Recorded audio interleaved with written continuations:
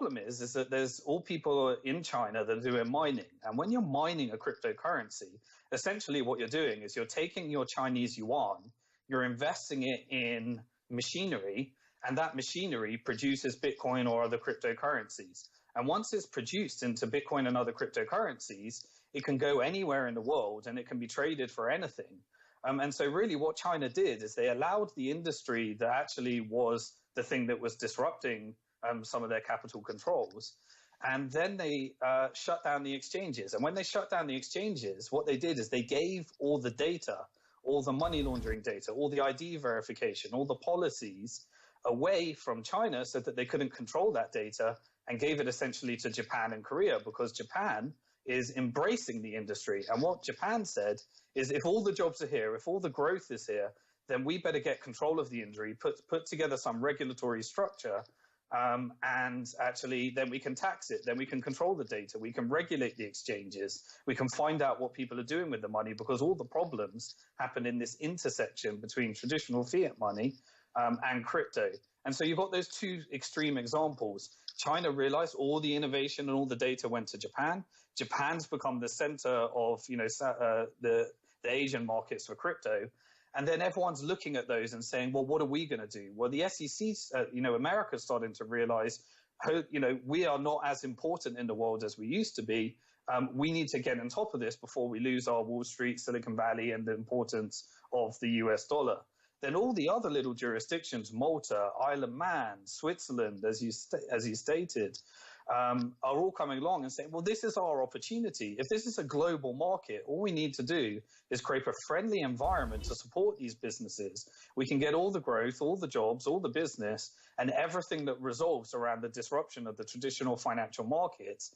And then couple that with the fact that you've got Bitcoin that is now giving people the ability to transact globally without the banking system. And then you've got stable coins, which are come along and saying, well, there's no longer a monopoly on the dollar. Bitfinex can create their own dollar. Isle of Man can create their own dollar, and they can just create a cryptocurrency backed by the dollar that then has to compete. And you can decide which jurisdiction is right for you based upon your policies, where you want to be in the world. And that is a truly dramatic, significant change in the importance of dollar, Wall Street, and Silicon Valley in the world. Now, you mentioned Bitfinex there for a second, and stable coins, and they have what they call a tether, which is a stable coin. It's tied to the U.S. dollar. The price remains tied to the U.S. dollar. There's no volatility there. They were just in the news recently. A legal opinion came out. There were some questions about tether because the industry is moving so fast. It's kind of ahead of the accounting industry. The accounting industry has certain statutes that they have to comply with, but as we were saying with the regulators, they had no idea whether this was a fish, a fowl. They had how to regulate it. They finally have coming up with some solutions. The accounting industry is even further behind the curve than the regulators. But Tether is an example. What's your view with Tether? I think this is kind of a hot button issue out there. The question of they're backing the dollars, et cetera. Do you have an opinion on that? Well, I should disclose I am a shareholder in Bitfinex, and the same team that managed Bitfinex managed Tether, so I can't speak impartially around that subject. But getting to the question, the point is that now private companies, governments, competing governments can now actually create their own innovation, and now whether the innovation is like Tether, where you have, the dollars in a Taiwanese bank and then the US and the Federal Reserve try and get in the way of that system and cause problems because they recognize this. And then you have interjurisdictional issues and clearing issues and all that type of stuff. The friction is always in the fiat money and the cryptocurrency money. What Tether actually does is it produces a valuable service whereby money can flow in fiat without volatility from exchange to exchange, from jurisdiction to jurisdiction.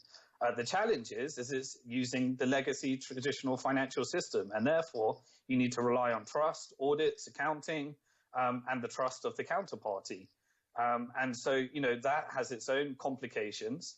And so it's not really a crypto problem, it's actually a fiat problem.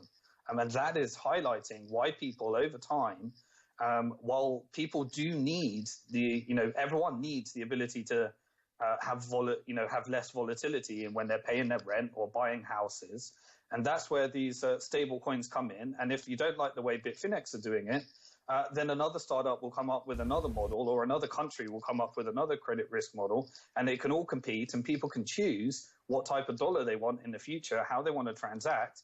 And then ultimately what it does is it drives the value proposition of Bitcoin, which allows you to own your own money, spend your own money, and have a monetary policy based upon savings rather than debt. Take a look at the exchanges since Mt. Gox blew up in 2014. There's been a lot of improvement, correct? Yeah, so the exchanges are always going to be the choke points. They're the easiest place for governments to target. And so there's a lot of innovation that's happening around there. Firstly, I believe that there's going to be 3 different types of exchanges in the future, and all of those exist right now. You're going to have exchanges which fully comply with local jurisdiction and local regulations, and the governments will get all the data, and people that want to use those exchanges will use those. You'll also have ones that are set up in privacy-centric jurisdictions that allow for people to flow money through those in line with their local laws, and therefore create a bit of a less seamless environment, or whatever that might be. And then you've got the decentralized exchanges. At the moment, those are not usable, they're not friendly, but they're getting better and better and better. And as the protocol technology, like Lightning Network and things like that, are getting better, you're going to see so much innovation. Look, my full-time job at Bank to the Future is to stay up to date with this industry, and I cannot keep up with what's happening. All right, hold it right there. We're going to say goodbye, but hopefully you can stay around for a second segment if you can. But we'll say adios for this edition of the Keiser Report with me, Max Keiser, and Stacey Herbert. I'd like to thank our guest, Simon Dixon of Bank of the Future.